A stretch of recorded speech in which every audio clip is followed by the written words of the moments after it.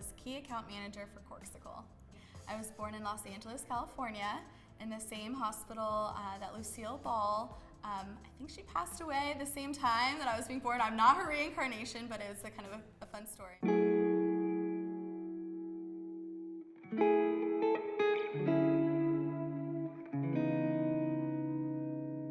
So we are in the Capen House.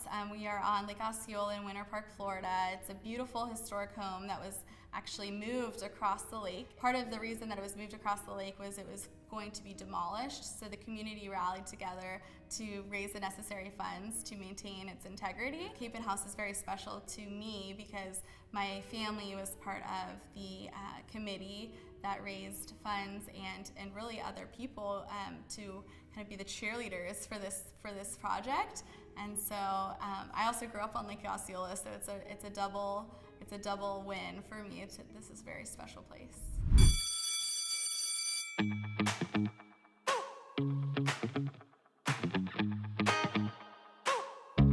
People say it's hard to believe. I don't find it hard to believe because I lived it, that I didn't really have a lot of friends, and I think it was because I was so extra that I think it turned off a lot of people. And not to sound depressing, but I ate lunch by myself in the bathroom, and I think I probably signed up for every club you could possibly imagine. If you had told me when I was in high school that I would be working literally on the same street that I went to high school, where I went to high school, I would have said, you're crazy. I want to get as far away as possible. I was actually looking at the University of Hawaii as one of my options for college because I was a rebellious teenager and I wanted to move far away from my mean parents because they were so strict. So I studied public relations. My passion was for the College of Journalism and Communications, and upon graduation I didn't have a job lined up when a lot of my friends did have jobs lined up, and I think that was really scary. I had this moment where I'm like, okay, I did all the things, I checked all the boxes, got my straight A's, I got my diploma, and then I don't have a job. I decided to take a year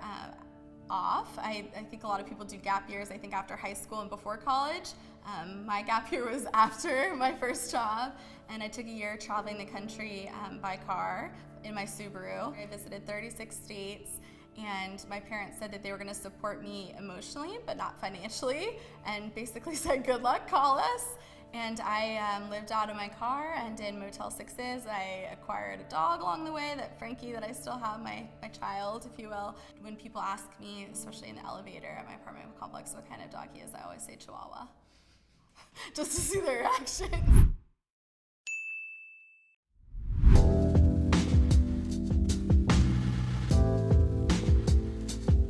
When I was traveling, it was literally on the road that I started learning about freelance opportunities and started to build my freelance portfolio. I had a family friend say, now that you're not working, can you help me build a website? And I said, well, I've never built a website before, but perhaps I can find the right people to build it. And I said, when do you need it done? And she said, yesterday. So I stayed up all night long and learned. It was very simple WordPress site, but I literally created the website that night, and the next morning I shared it with her, and she said, okay, you're hired. My first client, and from there I was fortunate enough to have referrals and started helping with digital marketing and all things I could do literally from the road. So I was doing email campaigns and helping people with their social media and websites.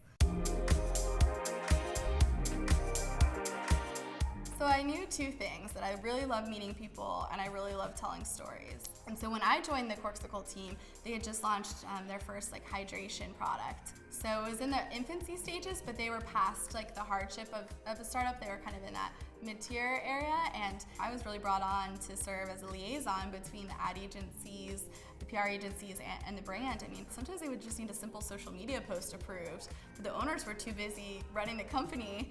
Ben and Steven, the founder and co-founder, I really was so well aligned with their vision for the company. So what's so awesome is to see that the first 5 years that the company was in business, they didn't have a single employee.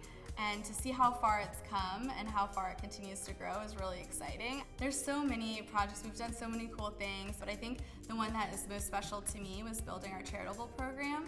The owners were doing so much behind the scenes from a philanthropic perspective. They were giving to so many different organizations, but they weren't telling anyone. They were doing so quietly, and while I find it really inspiring that they were so humble about it, I personally, as a millennial, like to support companies that are giving back. It was a difficult thing to research all the amazing nonprofits and pick one, a flagship beneficiary. But today we donate 5% of all of our, if you purchase something on CORKCICLE.com, for example, 5% will go back to Charity Water, which builds clean drinking wells for underprivileged nations across the world. Unfortunately, when the pandemic hit, I was working on a number of different projects. Actually, the project I was primarily focused on was our licensing partnership with the Olympics, and of course the Olympics got postponed, and there were so many different and meaningful projects that I was working on at the time, but everything got paused, and when that happened, my position was actually eliminated.